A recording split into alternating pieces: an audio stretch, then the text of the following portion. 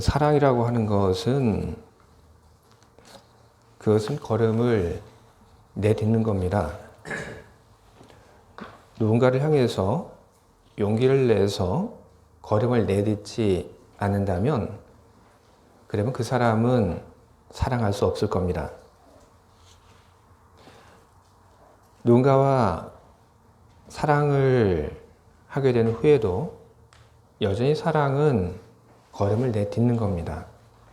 같은 목표를 바라보고 그리고 같이 걸음을 내딛는 겁니다.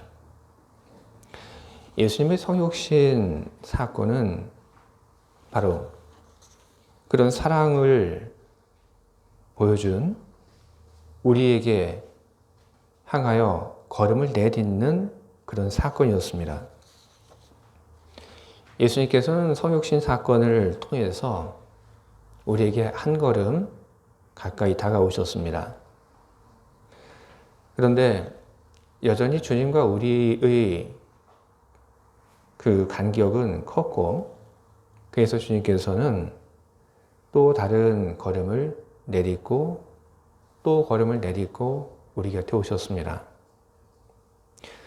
예수님께서 귀신을 내어 쫓은 것, 바로 그것이 우리를 향하여 내딛는 예수님의 사랑의 걸음이었고, 사람들에게 위로의 말씀을 전해주신 것도 바로 사랑을 위한 하나의 걸음이었습니다. 그런 걸음들이 더해지고 더해져서 우리와 예수님 사이의 거리는 좁혀졌고, 십자가의 사건은 마지막 한 걸음이 되어서 주님은 바로 우리 곁에 오셨습니다. 주님이 우리 곁에 오셔서 주님의 사랑이 우리들에게 전해졌습니다. 우리는 주님의 사랑을 믿습니다. 주님의 사랑을 믿고 그리고 우리는 그 사랑 안에서 이제 주님과 함께 하나의 목표를 향해서 걸음을 내딛는 그런 생활을 우리는 하고 있습니다. 주님과 함께 하나의 그 관계 속에서 하나의 그 목표를 향해서 발걸음을 내딛고 있는 우리들에게 주님은 또 얘기를 하십니다. 이제는 너의 형제 자매들과도 그런 사랑의 관계를 맺어라. 그리고 너의 형제 자매들과도 사랑하고 그리고 하나의 목표를 가지고 함께 걸어가라. 주님께서는 그렇게 우리들에게 이야기를 하고 계십니다. 바로 그런 메시지들이 담겨져 있는 것이 바로 베드로전서 4장입니다. 오늘 우리가 함께 보았던 그 본문은 아니지만 베드로전서 4장 2절은 이런 말씀이 기록되어 있습니다. 하나님의 뜻을 따라 육체의 남은 때를 살게 하려 함이라. 베드로전서의 이 말씀은 우리의 육체의 때를 바로 하나님의 그 뜻을 이루는 것을 위해서 사용을 해라. 그런 이야기를 하고 있습니다. 그러면 하나님의 뜻이 무엇인가? 하나님의 영광을 위해서 사는 것, 복음을 위해서 사는 것, 다 하나님의 뜻입니다. 그렇죠? 그런데 오늘 이 베드로전서에서는 여러 하나님의 그 뜻 가운데서도 하나를 꼬집어서 이야기를 합니다. 바로 이런 하나님 뜻을 이루면서 살아가라. 그것이 무엇이냐면 바로 사랑입니다. 하나님의 사랑 안에 살고 하나님께 받은 사랑을 답하고 하나님 우리를 사랑하신 것처럼 사랑하면서 살아가라. 그렇게 이야기를 하고 있습니다. 그런데 자칫 이 사랑의 이 말씀들은 우리에게 상당히 추상적인 것이 될 수 있습니다. 이 명령이, 이 말씀이 우리에게 추상적인 것이 되지 않을 때는 언제냐 하면 이 말씀이 누구에게 그리고 어디 안에서 사랑하라고 하는 그 말씀인가 하는 것을 우리가 발견을 하게 되면 그러면 이 사랑이라고 하는 이 말씀, 이것은 더 이상 우리들에게 막연하거나 추상적인 것으로 다가오진 않습니다. 사랑을 이야기를 하시죠. 이 사랑은 그냥 일반적인 만나는 사람들에게 사랑으로 다가가라고 하는 그런 이야기는 아닙니다. 오늘 이 베드로 전서에 있는 이 사랑에 대한 요구는 누구에게 하고 있는 것이냐면 공동체 안에 있는 사람들에게 하는 이야기입니다. 요즘 이야기를 하게 되면 교회 공동체죠. 더 좁혀 얘기를 하게 되면 쭈릿이 한소만 교회 공동체에게 하는 이야기입니다. 이 안에서 사랑을 해라. 교회 안에 있는 사람들을 향해서 사랑을 하라고 하는 이 말씀을 전해 듣는 분들 중에서는 그런 생각을 할지도 모릅니다. 아, 사랑이 좀 더 이게 좀 교회 밖으로 두루두루 널리 좀 퍼져나가야 되지 않나. 맞는 이야기입니다. 그러나 여러분, 우리가 교회 안에서조차 사랑을 하지 못한다고 한다면 그러면 교회 밖에서 우리가 어떻게 사랑할 수가 있겠습니까? 가장 가까운 곳에 있는 사람을 사랑하지 못하면서 멀리 있는 사람을 사랑한다고 하는 것, 여러분 그것은 말이 되지 않는 이야기입니다. 그러나 만약에 우리들이 교회 공동체 안에서 서로 사랑을 하면서 살아가게 된다면 그러면 어떤 일들이 일어나게 될까요? 교회 밖에 있는 사람들이 그것을 보고 그것을 본 후에는 커다란 반가움과 그리고 놀라움을 갖게 될 겁니다. 묻게 되겠죠. 왜 저 교회 다니는 사람들은 저렇게 서로 사랑할까?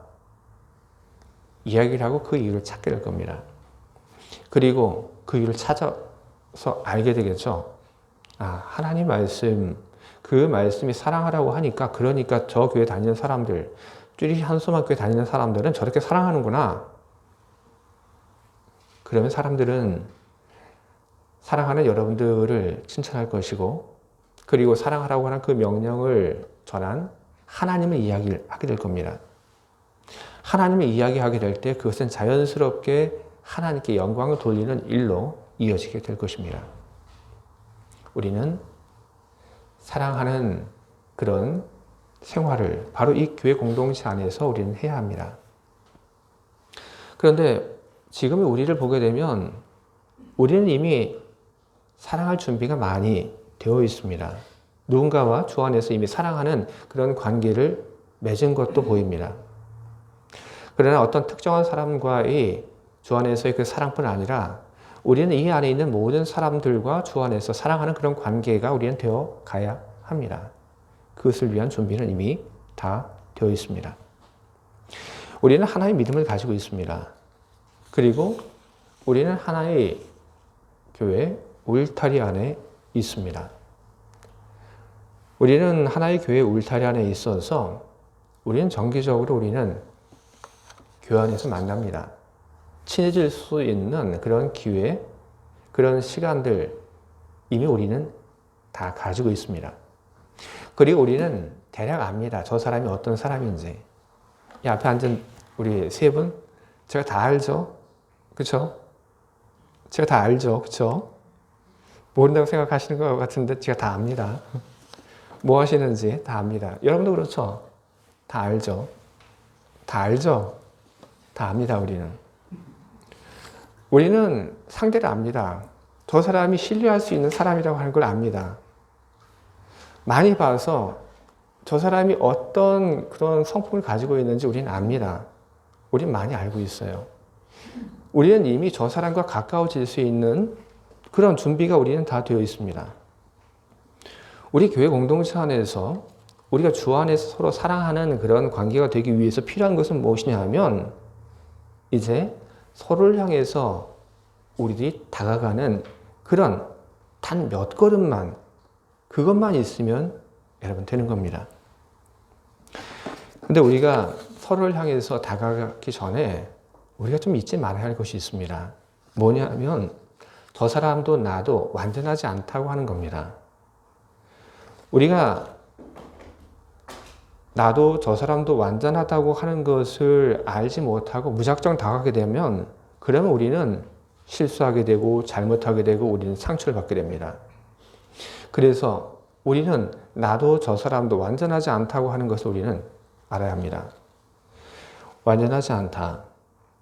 그것은 우리가 죄에 대한 취약성을 가지고 있다는 말로도 바꿔서 이야기할 수 있습니다.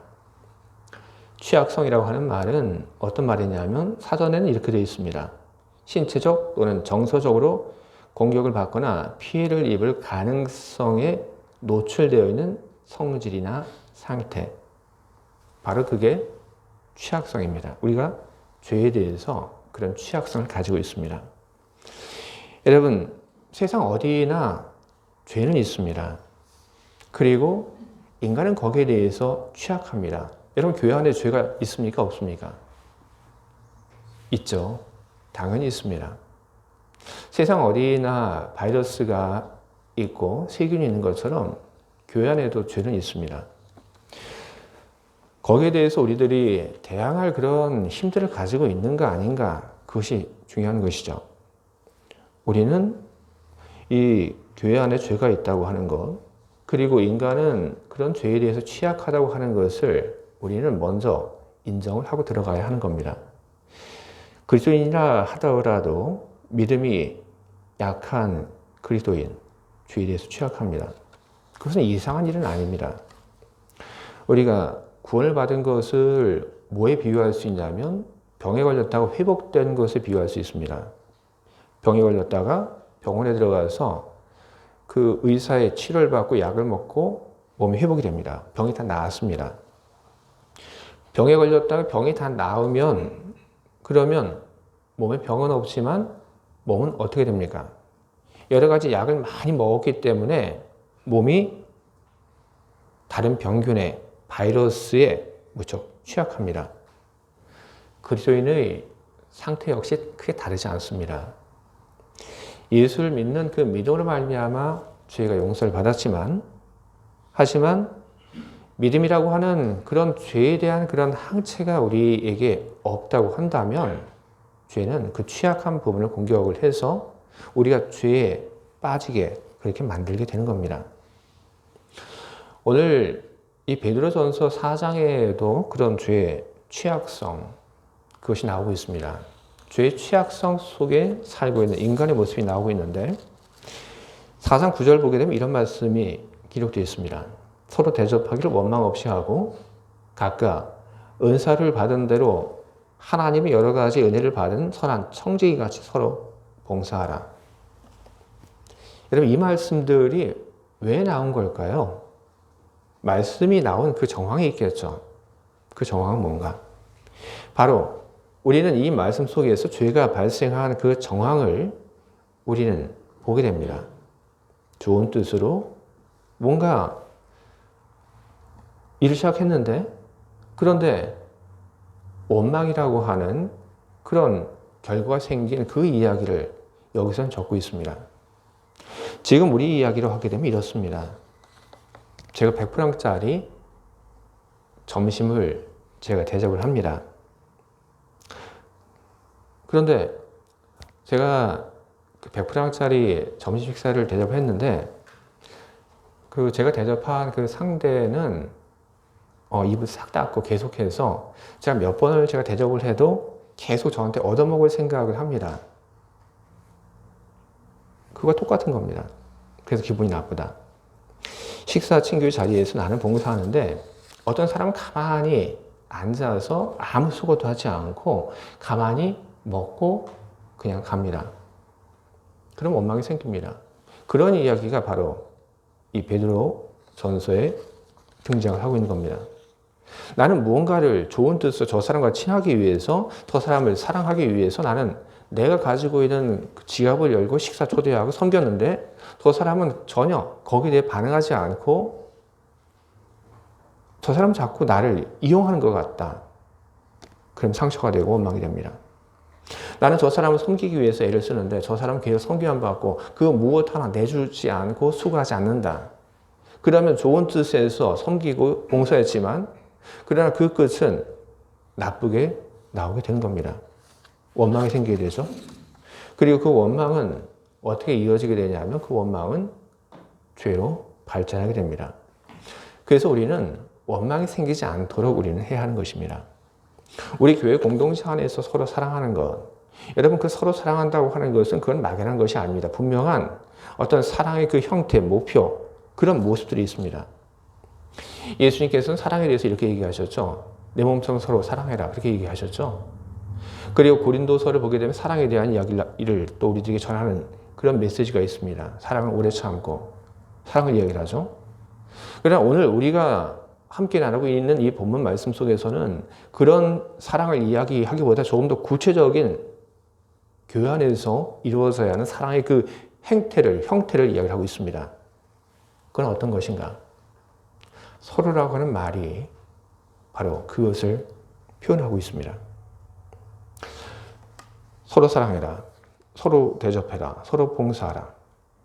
이런 바로 이것이 성경이 이야기하고 있는, 그리고 우리 교회가 추구해야 할 교회 안에서의 사랑의 이상적인 목표이고, 그리고 우리가 이루어가야 할 그런 도착점인 것입니다.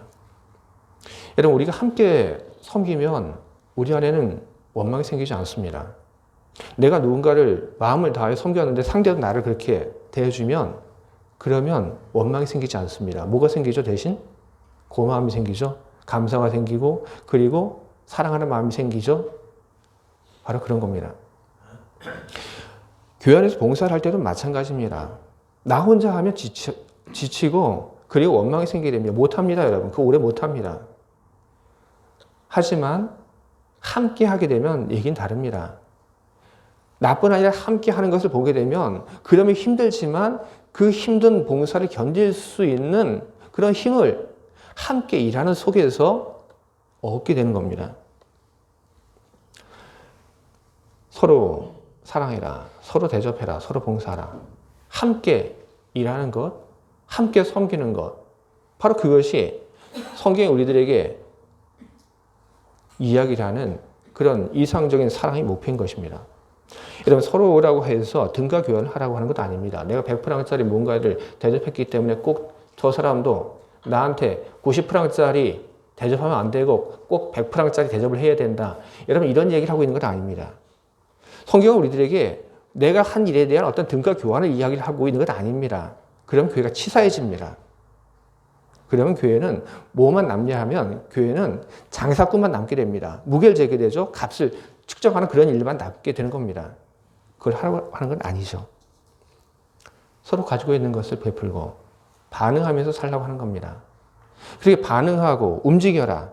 서로를 향해서 조금씩 더 가까이 발걸음을 내디려라. 그러면 되는 겁니다. 저희 발걸음과 우리 아이들 없는데 우리 아이의 그 발걸음이 다 다르죠. 사람의 보폭은 다 다릅니다. 그것처럼 우리들이 가지고 있는 것도 다 다릅니다. 그렇기 때문에 똑같이 할 수 없습니다. 다만 같은 방향을 두고 조금씩 다가가면, 그러면 되는 것입니다. 근데 사실 이렇게 이야기를 하지만 그건 잘 안 된다고 하는 걸 저도 잘 알고 있습니다. 잘 안 됩니다. 조금은 할 수 있지만 그것이 계속 되는 것 잘 안 됩니다. 그것은 왜 그러냐면 앞서 이야기한 것처럼 우리들이 죄에 대한 취약성을 가지고 있기 때문에 그런 것입니다. 그래서 오늘 성경이 이야기하고 있는 이상적인 어떤 교회의 모습, 사랑을 해 나가는 그런 그 모습, 그런 목표를 우리들이 이루고, 그리고 그것을 계속해서 유지해 가기 위해서는 무엇이 필요하냐 하면 하나님의 도움이 필요한 것입니다. 주님은 바로 그런 교회 공동체를 위해서 우리들에게 주님의 두 가지 은총을 내려주십니다. 하나는 기도이고 또 하나는 사랑을 할 수 있는 자원들입니다. 여러분, 죄에 저항하고 그리고 여러분 사랑할 수 있도록 여러분 기도하는 일에 여러분 힘쓰시기 바랍니다. 여러분 기도하게 되면 하나님 마음이 내 마음이 됩니다. 기도는요, 제일 처음에 들어갈 때는 어떤 마음으로 들어가냐 하면 내 마음으로 들어갑니다. 내가 가지고 있는 것을 하나님 앞에 주장하러 들어갑니다. 하나님 이거 해주십시오. 이렇게 돼야 됩니다. 하고 내가 주장하는 것을 가지고 들어가게 되죠. 그게 내 마음입니다. 그러나 기도가 끝날 땐 여러분 어떻게 됩니까? 그냥 하나님 앞에서 기도하는 걸 포기하지 않고 계속 하나님 앞에 기도하다 보면 그러면 기도는 어떻게 바뀌냐면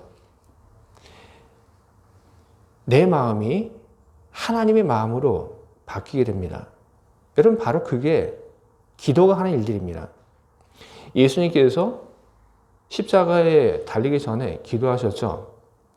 예수님께서 그 십자가에 대해서 참 고민을 많이 하셨습니다. 고통스러워 하셨죠. 그래서 예수님께서 하나님께 기도합니다. 이 잔을 내게서 옮겨 주십시오. 그때 기도할 때 예수님의 마음은 뭐냐면 이거 안 하고 싶다고 하는 마음입니다. 예수님께서는 하나님께 자기 그 마음속에 있는 그 주장을 하기 위해서 기도를 시작을 하셨습니다. 하지만 끝은 어떻게 됐습니까? 예수님의 마음과 하나님의 마음이 제일 처음에는 각각 달랐는데 두 개의 마음이 있었는데 기도를 통해서 그 마음이 두 개로 남지 않고 기도를 통해서 오직 하나의 마음만이 남게 되었던 것이죠. 예수님이 바로 하나님의 마음을 품게 된 겁니다.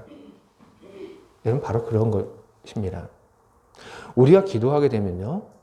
그러면 우리가 제일 처음에는 나의 주장을 가지고 하나님 앞에 들어가긴 하지만 그러나 우리가 기도하게 되면 우리는 하나님의 마음을 우리는 갖고 그 마음을 우리는 품고 우리는 살게 됩니다. 그래서 우리들이 기도하게 되면 뭔가를 받아먹는 것에만 여러분 그냥 익숙해지지 않습니다. 내가 뭔가를 받았으니 거기에 대한 고마움을 느끼고 작은 것이지만 뭔가 보답하려고 합니다. 그런 일들이 있습니다.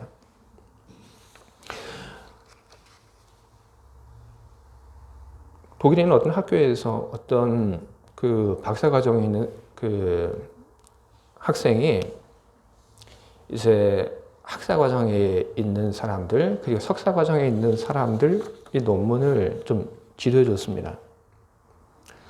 지도를 그 해줬던 사람이 이제 어떤 이유가 생겨서 자기가 일하던 그 학교를 떠나게 됐습니다. 그래서 알렸죠. 나 이제 다른 데로 갑니다. 알렸습니다. 그랬더니 그 사람에게 논문 지도를 받고 도움을 받았던 사람들이 찾아옵니다. 하나씩 둘씩 찾아와요. 그리고 고맙다고 하면서 뭔가를 내미는데 뭘 내미냐 하면 하리보 하나 그리고 칩스 요거 하나 이런 걸 전해줍니다. 그리고 이야기를 합니다. 고맙다고.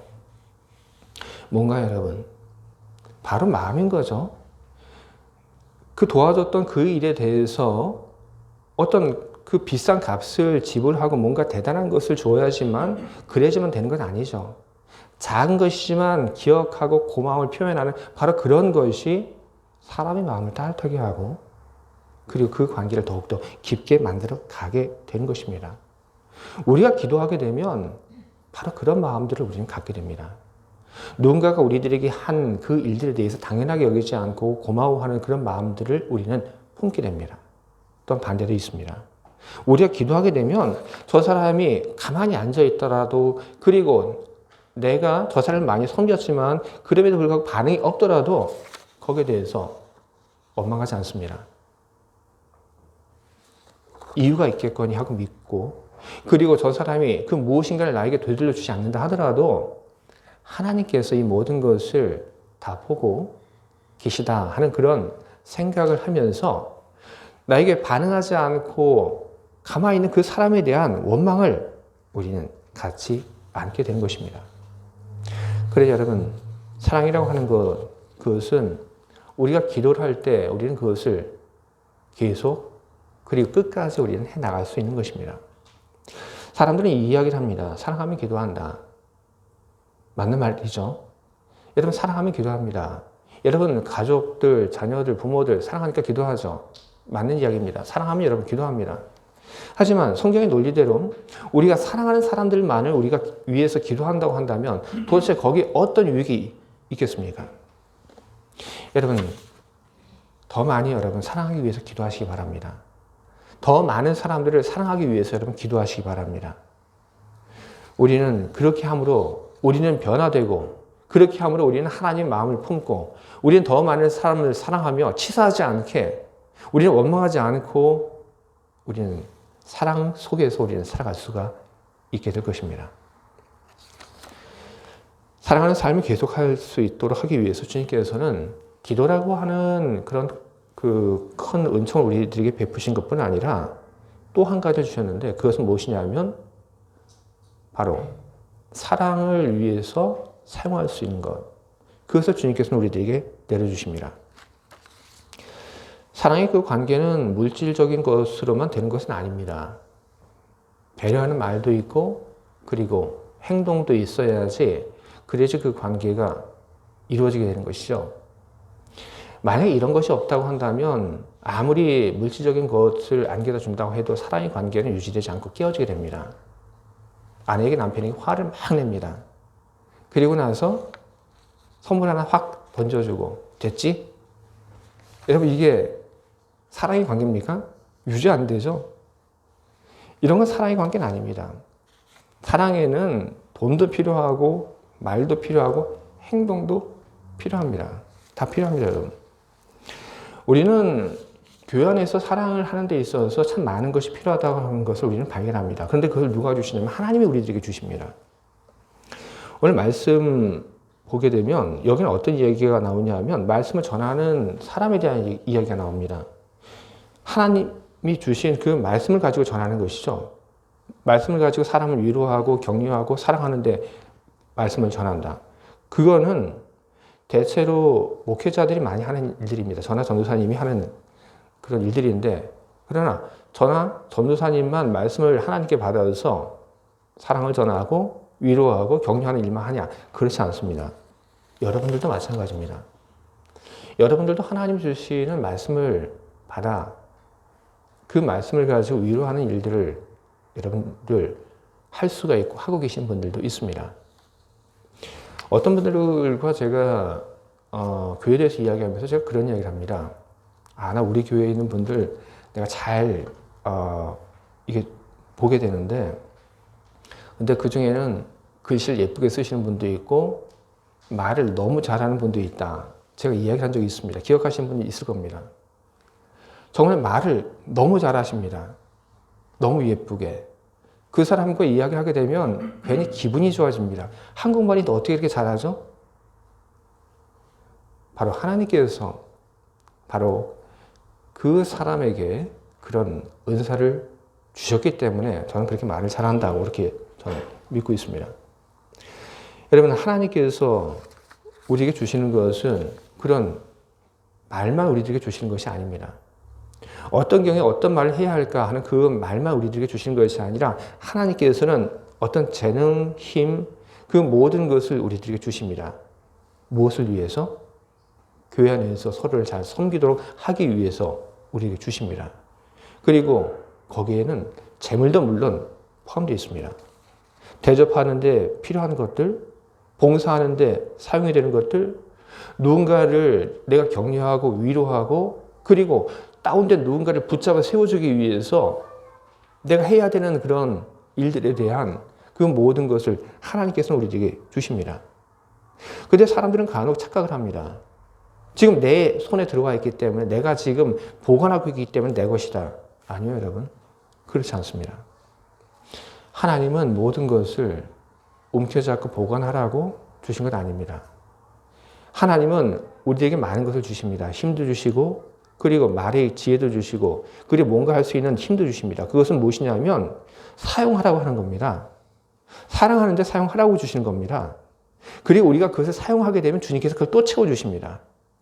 하지만 우리들이 그것을 부여잡고 우리가 움켜잡고 살고 있기 때문에 우리는 다시 채워주심의 은혜를 우리는 경험하고 있지 못하고 있는 것입니다. 여러분, 우리는 청지기와 똑같다. 여러분, 그것을 기억하시기 바랍니다. 청지기가 욕심을 부리지 않아야지, 그래야지 그는 자기 역할을 잘하고 사랑하며 살아갈 수가 있는 것입니다. 여러분, 주님께서 우리에게 맡기신 것, 바로 그것을 주님이 우리에게 주신 그 목적대로 사용하시는 그런 지혜로우신 여러분 모두가 다 되시길 바랍니다. 오늘 주님께서는 이 베드로전서의 말씀을 통해서 우리에게 여러 가지 말씀을 전하시는데, 사랑하라고 하신 주님의 말씀을 보면서 여러분 제일 중요한 것은 그거겠죠.